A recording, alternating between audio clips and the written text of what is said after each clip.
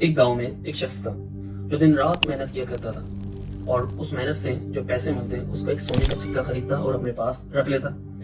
اسی طرح سے زندگی کا معمول چلتا رہا اور وہ سونے کا سکہ اپنے پاس رکھتا رہا اور جو سونے کا سکہ تھا وہ اس چوپر میں اپنے پاس رکھ کر گھومتا۔ ایک دن ہوا کچھ یوں کہ وہ دریا کے اوپر سے جا رہا تھا اور وہ سونے کے سکے کی تھیلی اچانک اس کے پاس سے گر کر دریا کے اندر چلی گئی۔ اب وہ بہت پریشان ہوا اور اس نے گاؤں والوں کو بلایا اور سب گاؤں والوں سے کہا کہ جو اس تھیلی کو نکال کے لائے گا میں اسے 2 سونے کے دینار دوں گا۔ اسی طرح ہر ایک بندے نے سمندر میں غوطہ لگایا۔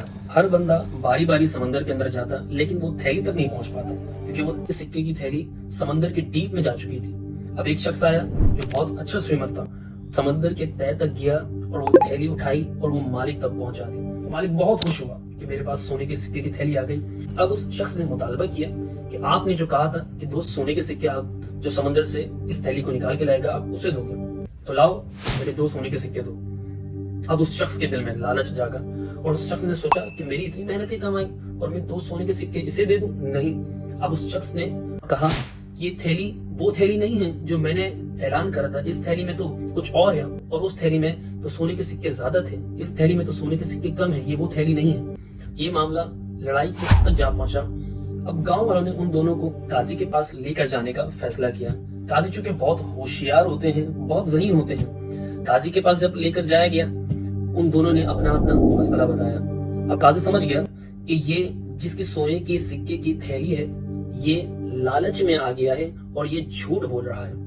قاضی چونکہ بہت ہوشیار تھا اس نے یہ فیصلہ کیا کہ یہ سونے کے سکے کی تھیلی بقول آپ کے یہ وہ نہیں ہے، تو اس کا مطلب کہ آپ کے سونے کے سکے کی تھیلی ابھی تک پانی میں ہی ہے اور یہ سونے کے سکے کی تھیلی جو اسے لے کر آیا ہے یہ اس کی ہو گئی۔ یہ فیصلہ سن کر جس کی سونے کی سکے کی تھیلی تھی اسے بہت افسوس ہوا، بہت شرمندہ ہوا اور اپنی کیے پر پچھتاوا ہوا۔